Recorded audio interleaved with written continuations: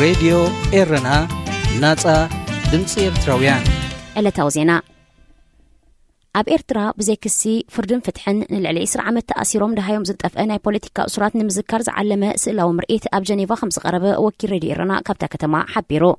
ካብ ዝተፈላለያ ካንቶናት ስዊዘርላንድ ዝተኣኻኸቡ ኤርትራውያን ኣብ ዝወደቡ ኣኼባ ነቶም ኤርትራውያን እስራት ዜጋታቶም ብምዝካር ፍትሒ ክረኽቡ ፀዊዖም መንግስቲ ኤርትራ ካብ መስከረም 2001 ናትሒዙ ዝኣሰሮም ሰበስልጣን ነበርን ጋዜጠኛታት ናይ ብሕትን ዝርከቦም ዓሰርታት ኤርትራውያን ናይ ፖለቲካ እስራት ንዝሓለፈ 22 ዓመታት ሃልዋቶም ኣይፍለጥን ሓይሎ ካብቶም ብዘይ ሕጋዊ መስርሕ ዝተቐየዱ ናይ ፖለቲካ እስራት ብሰንኪ ሕማቕ ኣተሓሕዛን ሳንግቡእ ምክትታል ሕክምናን ሂወቶም ከም ዝሓለፈ ዝጥቀስ እኳ እንተኾነ እቲ መንግስቲ ብዛዕባ ሃልዋቶም ብዝምልከት ንስድራ ቤታቶም ሓበሬታ ክህብ ፈቃደኛ ብዘይምዃኑ ዛጊት ሃልዋቶም ንምፍላጥ ኣይተኻእለን ኣብ ወፃኢ ሃገራት ዝነብሩ ኤርትራውያን ድሌት ፍትሒ ነዞም ብዘይ ሕጋዊ ገባብ ዝተቐየዱ ኤርትራውያን ወገናቶም ንምዝካር ዝተፈላለየ መደባት ከም ዝውድቡ ይፍለጥ ኤርትራውያን ነበርቲ ስዊዘርላንድ ዝሓለፈ ሰሙን ዝወደብዎ ዝኽርን ዘቕረብዎ ስእላዊ ምርኢትን እውን ኣካል ናይዝዩ እቶም ኣብ ሰብኣዊ መሰል ዝኽበረላ ናይ ፖለቲካ ብዙሕነት ዘለዋ ሓሳብካ ብነፃ ምግላጽ ዝፍቀደላ ስዊዘርላንድ ዝነብሩ ኤርትራውያን ኣብ ዘካየድዎ ኣኼባ ብተወሳኺ ምውሃድ ናይ ኢንቴግሬሽን ሕግን ሕጋውነትን ቃልሲ ንፍትሕን ካልእን ኣብ ዝብሉ ዛዕባታት እውን ዘትዮም ኣብ መደምደምታ ድማ ንዜጋታት ኤርትራን ስዊዘርላንድን ዝጥርንፍ ማሕበር ኤሪስዊዝ ብምቋም ኣብቲ ሃገር ንዝነብሩ ማሕበረሰብ ንምትሕጋዝ ዘንቀደ ንጥፈታት ክሰላስሉ ወሲኖም ኣሜሪካ ምስ ትመላእ ኢትዮጵያ ተፈጺሙ ዝተባሃለ ምጥፋእ ረድኤት ብዝተሓዝ ክትልግሶ ዝጸንሐት ሰብኣዊ ሓገዝ ጠቕሊላ ደው ምባላ ፖለቲካዊ ውሳነ ክብል ኣፈኛ መንግስቲ ኢትዮጵያ ኣቶ ለገሰ ቱሉ ብ10 ሰነ ኣብ ዝሃቦ መግለጺ ወቒሱ መርባዝ ዜና ኢትዮጵያ ነታ ኣፈኛ ብምጥቃስ ኣብ ዘቕርብኦ ዘለዋ ጸብጻባት ናይ ኣሜሪካ ውሳነ ጃምላውን ሰብኣዊ ጎኒ ኣብ ግምት ዘእተወን ከም ዘይኮነ ኣመልኪተን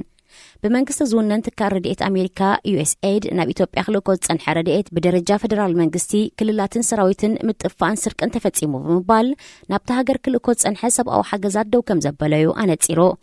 እቲ ትካል ኣቐዲሙ ኣብ ሰሜን ኢትዮጵያ ብሰንኪ ዝተኻየደ ኩናት ተጸበይቲ ረድኤት ንዝኾኑ ዜጋታት ተሃገር ክልኮ ዝጸንሐ ረድኤት ኣብ ክልል ትግራይ ተሰሪቑን ኣብ ዕዳጋታት ክሽየጥ ተራእዮም ብዝብል ናብታ ክልል ዘንቀደ ሰብኣዊ ሓገዝ ደው ከም ዘበለዩ ሓቢሩ እንተኾነ ድሕሩ ብዝተኻየደ ምጽራይ እቲ ስርቅን ምጥፋእን ረድኤት ኣብ መላእቲ ሃገር ምዃኑን ብዝተወደበ መልክዕ ካብ ፌደራል መንግስቲ ክሳብ ክልላትን ኣዘዝቲ ሰራዊትን እውን ከም ዝተሳተፉን ይጥቀስ ኣሎ ኣሜሪካ ብሰንኪ ስርቅን ምጥፋእን ናብ ኢትዮጵያ ዝለኣኽ ረድኤት ደው ከም ዘበለቶ ድሕሪ ምግላጻ ኣብ ምክፍፋል ሰብኣዊ ሓገዝ ክዋሳእ ዝጸንሐ ትካል ሕቡራት ሃገራት ውድብ መግቢ ዓለም ኣብ ኢትዮጵያ ዝርከቡ ሓለፍቱ ካብ መዝነቶም ብፍቓዶም ክእለዩ ከም ዝሓተቱ እውን ተሰሚዑ እንተኾነ እቲ ትካል እቲ ብሓያሎ ማዕከናት ዜና ዝተጋወሐ ጸብጻባት ቅኑዕ ከም ዘይኮነ ኣመልኪቱ ኣሜሪካ ኣካል ዘይትብልዕን መኣዛዊ መግብታት ቆልዑን ዘጠቓለለ ኣሽሓት ቶናት ረድኤት ናብ ኢትዮጵያ ክትልእኽ ምጽንሓ ይፍለጥ ኣብ ኢትዮጵያ ብሰንኪ ኩናትን ደርቅን ኣስታት 20 ሚልዮን ህዝቢ ተጸባይ ረድኤት ምዃኑ ጸብጻባት ሃገር የተሓሳስብ ኣፍሪቃውያን ምሳባይ ዘመሳሰለ ኣምባሳደር ሮማንያ ኣብ ኬንያ ድራጎስ ቪዮሮልቲጋው ናብ ሃገሩ ከም ዝተሳሕበ ተገሊጹ ሚኒስትሪ ጉዳያት ወፃኢ ሮማንያ ብ10 ሰነብ ዘውፅኦ መግለጺ ብዛዕባ እቲ ናይ ሃገሩ ኣምባሳደር ኣብ ኬንያ ብ26 ሚያዝያ ዝሃቦ ርእቶ ዝሓለፈ ሰሙን ከም ዝሰምዐ ብምጥቃስ ነቲ ኣምባሳደር ክስሕቦ ከም ዝወሰነ ኣረጋጊጹ እቲ ኣምባሳደር ዝሃቦ ኣነዋሪ ርእቶ ዓሌታውን ዘይቅቡሉን ብምባል መንግስቲ ሮማንያ ወግዓዊ ቅሬታ ምሕታቱ እቲ መግለጺ ናይቲ ሚኒስተር ብተወሳኺ ኣነጺሩ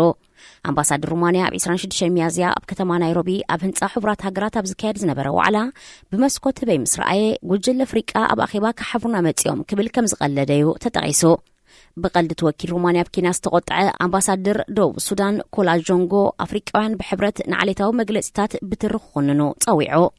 ነዚ ዓሌታዊ መግለፂ ዝሃበ ኣምባሳደር ቲጋው ብቓልን ብጽሑፍን ወግዓዊ ቅሬታ ከም ዝሓተተ ዝጠቐሰ ሚኒስተር ጉዳያት ወፃኢ ሮማንያ ብ9 ሰነ ናብ ኣምባሳደራት ሃገራት ኣፍሪቃ ከም ዝተላእከ ኣገንዚቡ ዝኸበርኩም ሰማዕትና ዜና ኣስተፈጺሙሎ ሬድዮ ኤርና ናጻ ድምፂ ኤርትራውያን